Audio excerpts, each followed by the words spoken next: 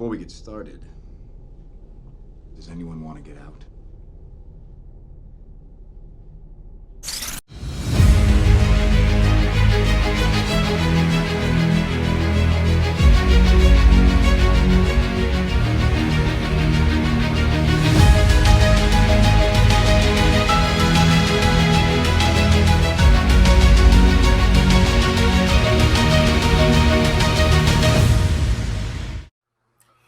Hello, everybody, and welcome to this week's episode of Avatar Rewatch. Joining me, as always, is my special compatriot, Jared from Comics League. How you doing, buddy? I'm doing pretty well. So, in this episode, we are talking about Secret Tunnel! Secret Tunnel! So, I actually wasn't... I forgot this episode came so early in the season. It's actually something that I've referenced with Jared a bunch of times. Jared, how many times have you heard me reference Secret Tunnel just randomly in the past? Many times, and I've been wondering the hell is he talking about? And so now that you have the reference is now that you get the reference, what are your thoughts? Well, I mean, it's kind of funny. This episode, it's like these people reminded me of any time hippies from the 1960s are portrayed. They're total stoners, just hanging out, just enjoying life, playing the banjo. And I'm like, this is pretty much this is the hippie episode. Yeah, it's a bit of a low key, it's a low key one. I wouldn't really call it filler because it actually does push forward plots really well. This does push forward a lot of the subplots and whatnot, and it does move the story forward. Maybe you want to call it a bottle episode, but yeah.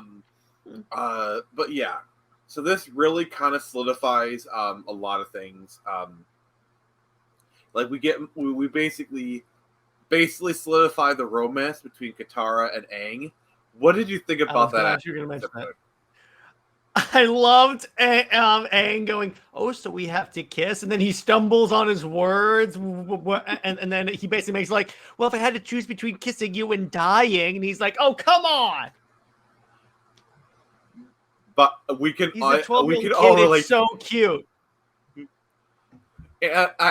what I love about this whole thing, it's very clear that Katara is into him too.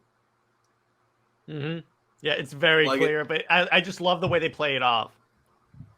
Yeah, and then also the Zuko arc. I feel is very important for his character. How did you feel about the Zuko portion of the show?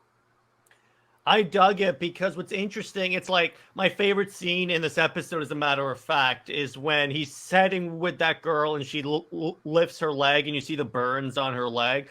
Because at that point, I think Zuko is really seeing the damage that his army, that his nation has caused in pursuit of their goals. So it's because at this point, he's pretty much exiled from the Fire Nation. I mean, he cut his little ponytail and all that stuff, so he's done. But now he's seeing the after effects of everything that he has participated in. And I personally find that storyline very compelling whenever they do it in other mediums and IPs and such. Yeah, I feel like this is they went to a place in this episode that not a lot of shows go to, live action or animation. Mm-hmm. Again, this goes back to when we were talking about that one episode. I forget the title, but it was the one where you have those guys doing an underground a sort of guerrilla war against the Fire Nation. This show really deals with, and this is why I love it, the whole nature of warfare and the horrors of war, the after effects of it, and how there's it just basically the moral ambiguity that comes with warfare. Yeah, and it really hits home. Obviously, I'd say the most heartbreaking moment of the Zuko portion is when it's all said and done, and these people, they have the hospitality, he still steals their ostrich horse.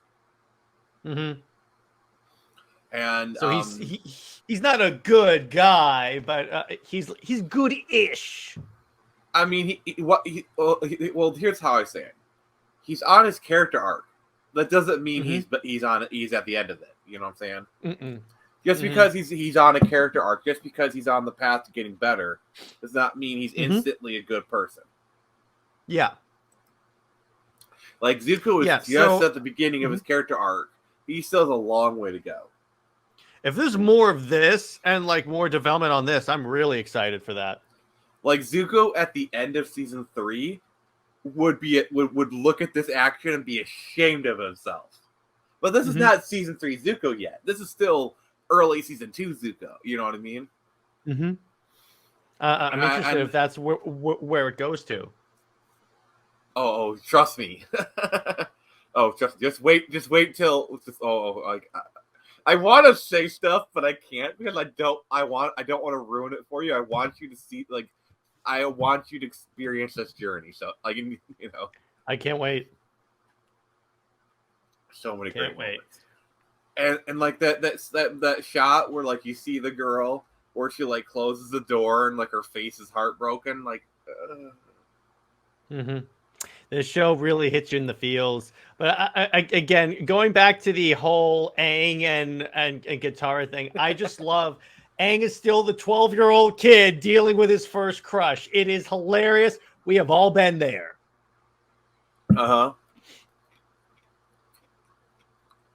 It's the most relatable thing I have seen in the show so far with people with superpowers. And this episode still manages to have jokes and be funny. Like, two of them that I really like is like, oh, Appa doesn't like being underground. I think he'd be more relaxed in the sky. And then like literally the next cut is like Appa like scared for his life as like the Fire Nation is launching stuff at him. I think the way they call those a brick joke. And then the other one is like they're talking about their code names. And like he calls him like Uncle Mushi, and you see Iroh like just like what the F, dude. Yeah, I love that. Yeah, there was, but I will say my favorite like one of my favorite moments is whenever Sokka has to interact with the hipsters. Yes, I'm calling them that because that's basically what they're based off of. That was that was always like the funniest part of this episode is seeing him like deal. You could see in the pained expression in his face when they're like, "Oh no, you're stuck with us," and he's like, "Great." So you're saying, they're not locked in there with him; he's locked in there with them. Watchmen reference. There you go. Also, I would bet like good money that Sokka's personal hell is that he has to lead that group through a tunnel, like an endless tunnel forever. Yes, it's just so. Again, I mean, the show manages because there's a line you cross when like a kids show gets too much into the humor, but doesn't factor in all the really heavy stuff. And again, this show, especially in this episode, manages to go back and forth between the two really well, because the danger that this episode could have fallen into is that it intersperses the heavy stuff with Zuko and the comedic stuff in the cave, but they do it in a way that's not organic. In this episode, it was 100% organic as they went back and forth. So you're saying, thank God they didn't go full MCU? Yes, exactly. Thank you, Joss Whedon. And the worst part is, like, if you go back and watch the Avengers, it's actually not that bad the way all the humor is handled. It didn't really start getting bad till like the latter part of Phase 2 is when it really started to get bad. It didn't get bad until after Guardians of the Galaxy came out. Yeah, I'd agree, because like if you go back and watch the Avengers, yeah, it has the quips, but it balances it really well. And in fact, I'd argue even Age of Ultron, Age of Ultron is where it's it started to get bad, but it was like, okay, it's like one thing, it's fine. That's when it was tolerable, but after Guardians, it became like every single movie. Yeah, and it really kicked off in Phase 3. Like Avengers, it works. It's on, like, it's a good movie. Age of Ultron, they started to go bad. By the way, you do realize Guardians was like the second half of Phase 2, right? Yeah.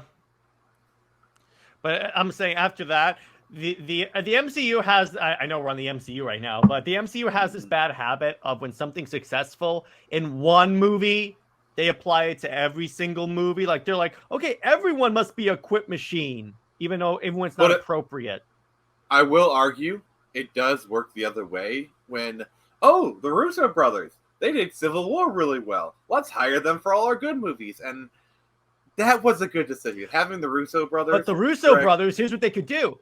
Here's the difference, Nick. The Russo brothers put in quips in their movies with like Thor and all that stuff, but they did it in a way that it was organic. It wasn't the entire movie. Everyone's acting like a freaking moron. Well, no, that's my argument. Is that sometimes Marvel can recognize a good thing, like them them taking the good thing and exploiting it is why we got the Russo brothers here in the first place. Like, I wish they like. Did you hear that the writer? I'm sorry. Go ahead. No, go ahead. Did you hear that the writer for Ant-Man the Wasp is not gonna for Ant-Man 3 was moved away from writing Kang Dynasty? Well, considering that the actor for Kang is now persona non grata, yeah. Well, besides that, well, here's the thing. Yeah, if he's found guilty, I don't know what they're gonna do with that. But anyway, so let's move this back to Avatar. Yeah, exactly. I was like, yeah. Thank you. Yeah, but So yeah. What do you kind of think about what do you think of the Badger Moles? That's what those things were. I was like, the hell are all these I know that they merge creatures together. I knew it was badger something, but where's the mole part? Do you see their arms? The fact that they're like digging. Okay, yeah, I guess, but it's so weird seeing all these little animals that they like merge. Does that mean Appa is a hybrid animal? Appa is a sky bison. Okay, so he's actually just he's not two animals put together. I think he's more than one. I can't remember what it is. Pretty much almost all animals in the Avatarverse are hybrids. Like, remember how I said ostrich horse? Mm-hmm. That's the animal that like Zuko took and whatnot. And you'll see more of this as we go on. Like also we saw wolf bats in this episode. Mm-hmm. By the way, do you know what I noticed? Appa looks more realistic here than he did in the Avatar movie.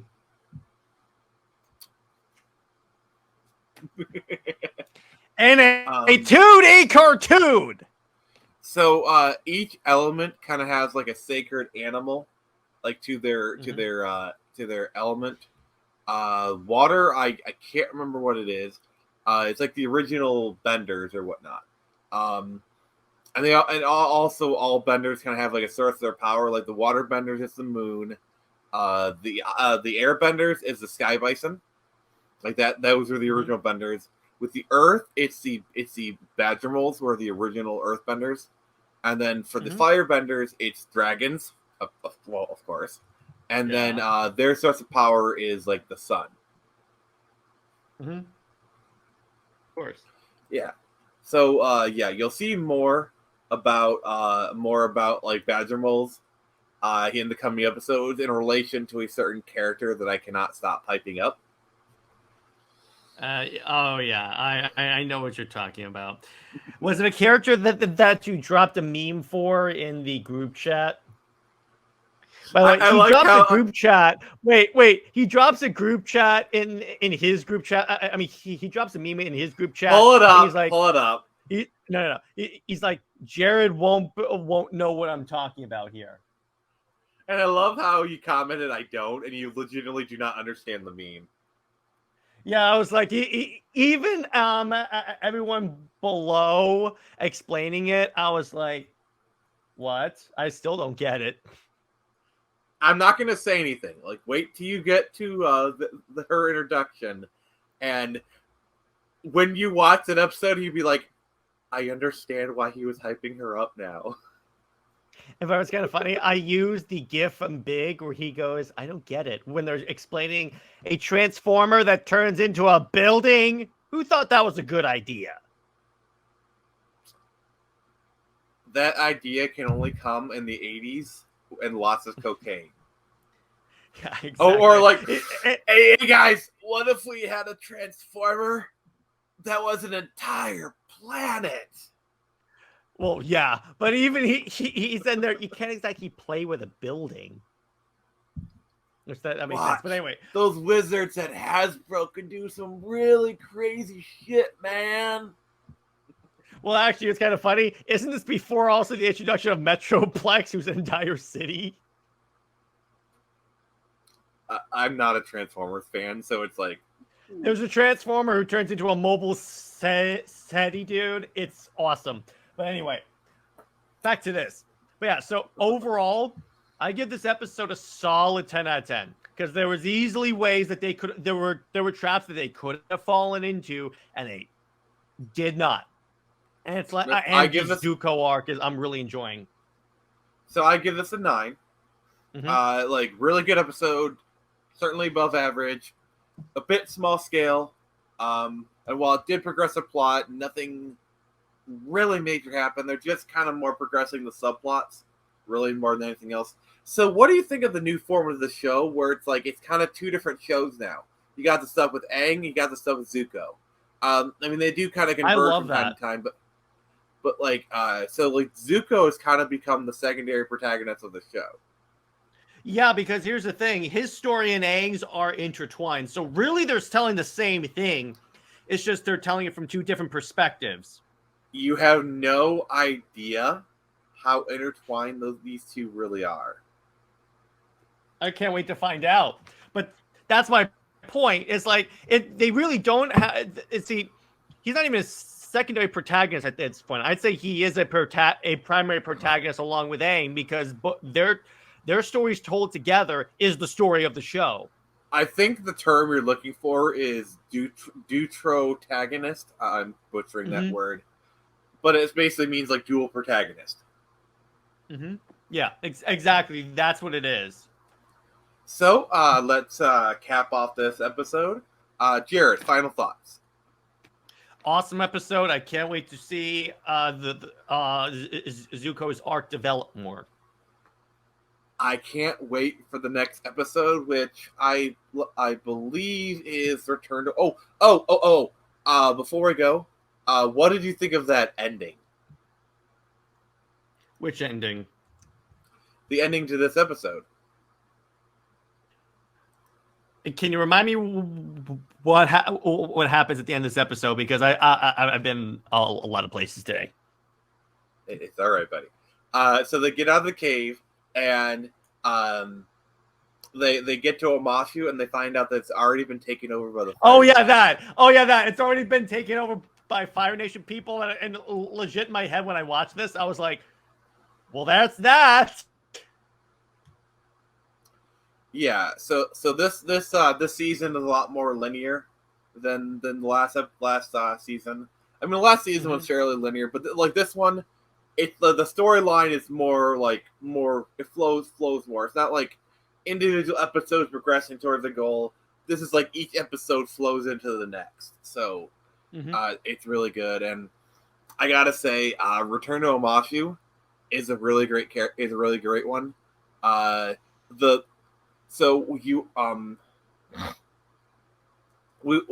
Ozula will come back, and we get to meet two more people. She forms what fans call Ozai's Angels. That's not in the show, but it's just a fan term. So she pretty much so what are they? Some kind of Suicide Squad?